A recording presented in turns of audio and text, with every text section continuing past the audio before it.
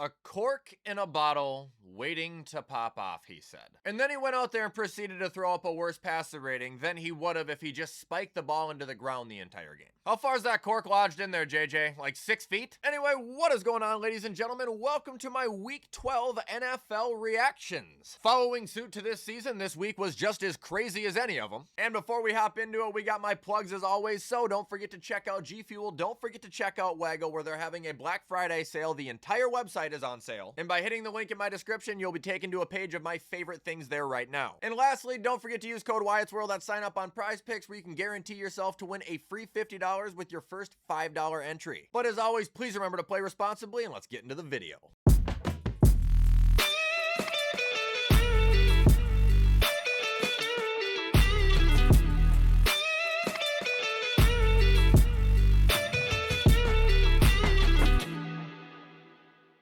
Okay, so starting off with the Chiefs getting past the Colts, and yes, I'm skipping Thursday because I already reacted to that on Friday's video, and I don't want to repeat that travesty, so thank you for understanding. Anyway, yes, we read the score correctly here. Kansas City overcoming the odds, coming back and beating the Colts by 3 in OT. Now, obviously, the only thing I'm hearing online about this game is refs. I didn't watch enough to join that crowd, but what I see right here is a Colts team that failed to throw up a single point in the fourth quarter. Jonathan Taylor did virtually nothing on the ground, one of the worst games he's had this season. Danny Jones throwing 2 touchdowns up, and looking at their defense, holy shit, Jermaine Pratt had 15 tackles? Hello? Anyway, he was followed by Zaire Franklin, who had 7 tackles and a forced fumble, and Laiatula coming up with a sack and a pick on the day. As far as Kansas City goes, Patty 352, 0 touchdowns though. That's a very odd stat line. Kareem Hunt is apparently back in his heyday here, running for 104 yards and a touchdown, although we only had 3.5 yards a bump there. Shee Rice led the day with 141 yards. I saw one of his catches towards the end of the game. He's got a lot of athleticism in him, dude. He can really get up there. And impressively enough, defensively, they didn't get to Daniel Jones one time. Matter of fact, they didn't make anybody make a mistake one time. Matter of fact, MVP of the day was probably Harrison Butker, kicking 15 points for Kansas City. Like I said, not sure how much the refs were involved, but I'll just act like they were. Screw you, Chiefs, yeah.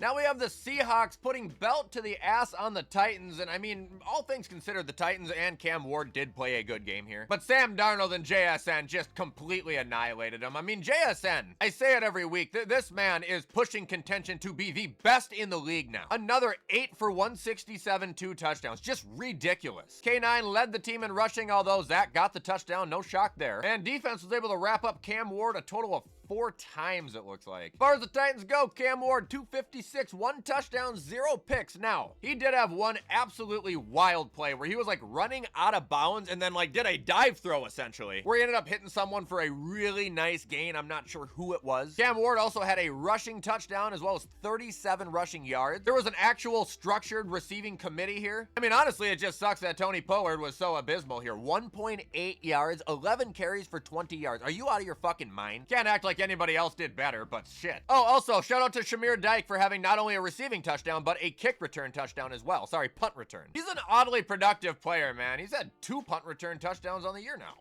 And now we have the Vikings with one of the most pathetic performances I have ever seen against the Green Bay Packers. I cannot believe I watched this fucking game. Look, there's not a lot to go over here. The Vikings did absolutely nothing. And what's unfortunate is Green Bay didn't really do shit either outside of Emmanuel Wilson just running the ball down the Vikings' throat. I mean, Jordan Love threw for 139 yards. There was under 200 passing yards total in this game. Green Bay's D, though, did have a pair of picks, and they had 2 players also get a pair of sacks in Devontae Wyatt and Micah Parsons, where the Vikings only answered back with 1 sack of the day, and that was coming from Dallas Turner, who is continuing to turn on the Jets. I mean, Dallas Turner is one of the only good things coming out of Minnesota this year, and to be honest, this is what I see when I look at JJ. I see a guy who has already moved on to next year. To me, it doesn't look like he's in the game. To me, it looks like he's very good at pretending that he doesn't hear or see or care about criticism, but in reality, it is eating him alive. I think in JJ's mind, he just thinks that next year is going to get better. He is going to have time to improve himself, and also all this heat that's on him is going to kind of be extinguished throughout the offseason as it progresses. In which, by the way, there is no way in hell the Minnesota Vikings are gonna look at him and be like, yep,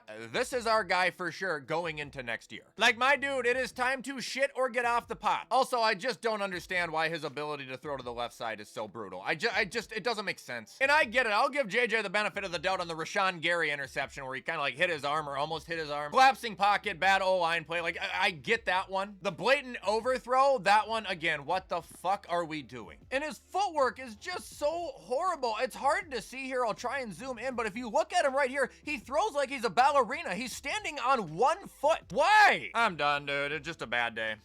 Now we have the Ravens stomping out the Jets, moving up to 6-5, and I don't think this game was quite as pretty as the score looked. From what I saw, Lamar Jackson, he did indeed struggle a little bit. Only took 1 sack, but didn't have a touchdown, only threw for 150 yards and completed, just over 50% of his passes. Derrick Henry did the heavy lifting here, 21 carries, only 64 yards, but 2 touchdowns. Defense was disruptive, getting sacks, getting fumbles, getting interceptions. But I did also see Kyle Hamilton was hurt. I'm not sure the extent of it or if he returned to the game. Looking at the Jets, I mean, what do you expect? It's nice to see that they can throw the ball better with Tyrod in there. Saw John Mechie III with a touchdown. But when your defense is being led by someone who has 3 tackles, that's fucking insane. Also, the people that are pissed at Breece Hall for riding a go-kart around the locker room when they're a 2-9 team, what the fuck do you want him to do? He's doing everything he needs to.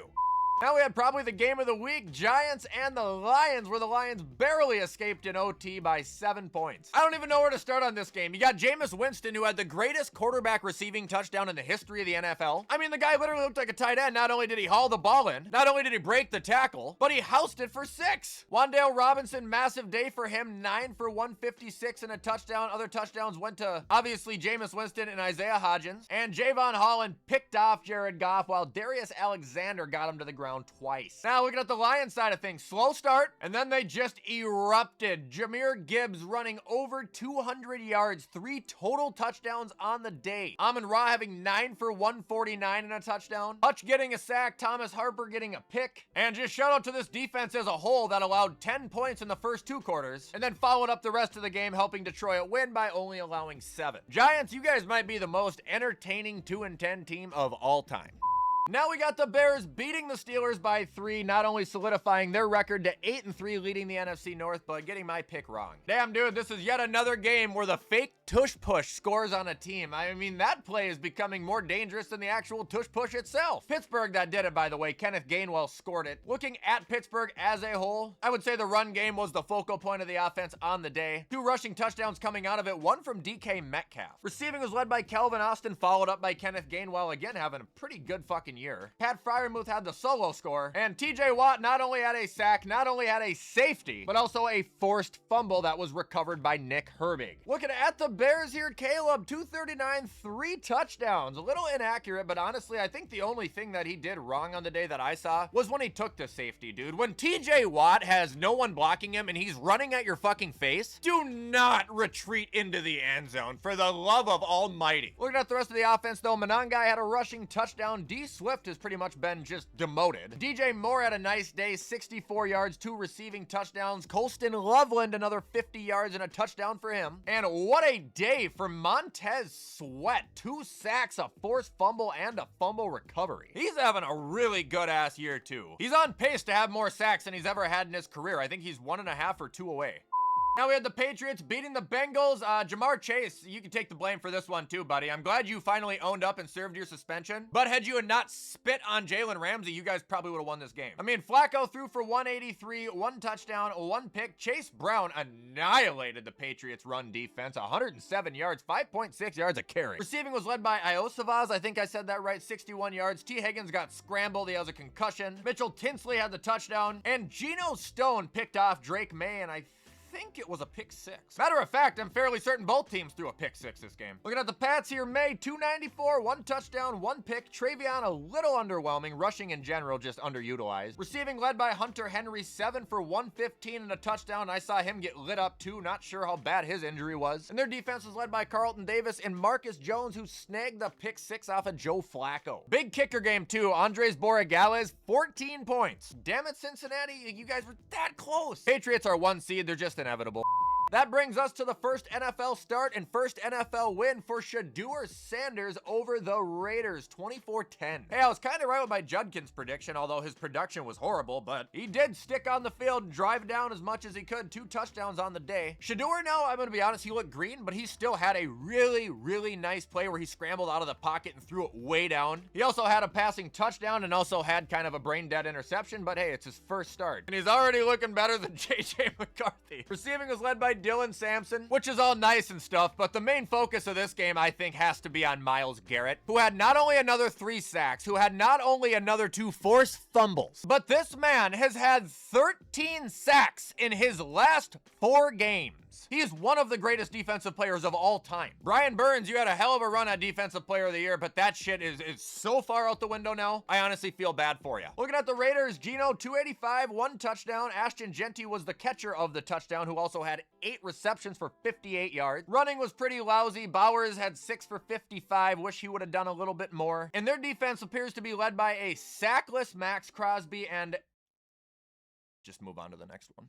That brings us to the Jags barely beating the Cardinals. Almost got this one right. Yet another OT finish. T-Law, 250, 3 touchdowns, 3 picks, 3 sacks. Consistent stat line. Rushing was led by ETN, who also had a receiving touchdown early on in the game. Other receiving touchdowns went to Parker Washington and Jacoby Myers, which another one was targeted at him, which ended up being an interception by Trevor. But what was really impressive here was the consistency throughout their defense. We had what? 1, 2, 3, 4, 5 different guys getting sacks, totaling up to 6 on the day. Having multiple playmakers on your team like that, that's a huge difference maker. Looking at Arizona, the anomaly of the 2025 Jacoby Brissett saga continues. 317 passing yards, surgically accurate, 1 touchdown. Running was a little lousy, although Zonovan Knight did have a touchdown. Michael Wilson continuing to be one of the biggest surprises of the year. Another 10 receptions for 118 yards. Trey McBride, 9 for 79. Greg Dortch getting the touchdown. Defense made their fair share of plays here. Kind of disgusting, actually, off of 3 interceptions and a fumble recovery. They still couldn't win the game. But shout out to Budda Baker, who is still making plays in 2025. This guy feels like he's 50 years old now. He's only 29? Damn, dude, he's like Derwin James. Just feels like he's been around for an eternity. Now we've got Philly losing to the Cowboys. Now listen, there's a lot of great things about this game. It was great to see A.J. Brown bounce back, 8 for 110 and a touchdown. It was great to see Devontae Smith make one of the coolest, like, back somersaulting catches of the year. Cool to see White Lightning force a fumble and lead the defense. It was cool to see Philadelphia lose. But now we get to talk about the fun part of this game. So Dallas. Yeah, Dak throwing for 350, 2 touchdowns, 1 pick. Also had a rushing touchdown on the day, so don't let that discourage you. Javonte Williams led the team in rushing, but now when we look at receiving, you have Pickens, who had 9 for 146 and a touchdown. That man having the breakout year of a lifetime. I know he's already had a good year, but this is substantial to what I was expecting out of Pickens. You had CeeDee Lamb, who had 4 for 75. Ferg, who had 5 for 60. But if you look down here at the bottom, with 1 reception for 4 yards and a touchdown, that is Brevin Spanford. That is my friend. I know that guy. I can now say I have had a beer with a person who has scored an NFL touchdown. And that, my friends, is fucking awesome. I'm so happy for Brevin. I'm so proud of Brevin. That was like, it made a man emotional. It did. I mean, to make it into the NFL, that's one thing. To play in an NFL game, that's another thing. But to score an NFL touchdown in a league versus the best football players in the world, pat yourself on the fucking back. I hope you had the best dinner of your life last night, Brevin. Town could not be more proud of you, man. You're an icon, you're a legend, and you're one of my favorite Minnesota athletes of all time. So fucking cool. Now we have the Falcons beating the Saints 24-10. Kirk O'Chain coming back with some accuracy here. 199, 2 touchdowns. Bahan had 70 rushing yards. Also 37 receiving yards. Receiving was led by Darnell Mooney, who had 74 and a touchdown. The other one going to David Sills. And their defense came up with a total of 4 sacks, an interception, and a fumble recovered. Looking at the Saints here, Shuck threw for 243. Pretty accurate, honestly. Took 5 sacks, though, and threw 1 pick. Running was absolutely abysmal. I'm not sure what's going on with Kamara. Maybe he's being completely demoted now too. Olave had 70 yards out of 9 receptions. Juwan Johnson went 6 for 46. Holy shit, Dante Pettis is still in the league? Defensively here, it was led by Demario Davis. The interception was by Justin Reed. Sack was by Cameron Jordan, and the forced fumble. And also, those 3 players that I just named have a combined age of 100. 100 years of age between your 3 best defensive players right now. That's nuts. And ending with Sunday Night Football, it was the ass kicking of a lifetime. The Rams 34-7 over the Bucs. Sadly, Baker just did not only play well, but also got injured, left the game in a sling. I could tell something was weird. The throw was fucking, it looked like a kick when he threw it. And what's even weirder is I don't think it was his throwing arm that he hurt. Anyway, Teddy Bridgewater came into play, throwing 62 yards, just getting the Bucs over 100 passing yards on the day. Offensively, obviously, they did nothing outside of Tez Johnson's 1 touchdown. And yeah, Todd Bowles just had absolutely no answer for Stafford or Sean McVay. I mean, Stafford's now up to, I think, what, 25 touchdowns in the last 5 games and 0 picks or something? Throwing another 3 last night, 2 of them to D. Adams, 5 for 62. One of the most impactful signings this offseason. Puka also had 7 for 97. Colby Parkinson, 4 for 41 and a score. He had 2 sacks from Kobe Turner, 2 from Jared Verse. He had 2 picks, defense led by Cameron Curl and Cameron Kitchen. And the Rams also, as of right now, feel inevitable to me. Right now, I think the Rams and the Patriots is looking like the Super Bowl matchup of the year. And that is going to be it, ladies and gentlemen, for my Week 12 NFL reactions. If you guys enjoyed this video, please show support because you know I appreciate it. And make sure to let me know what you guys think of this week in the comments as well. However, in the meantime, I'm going to get this whipped up so you guys can watch it on time. I hope you have a great rest of your Monday. And as always, I will see you in the next video.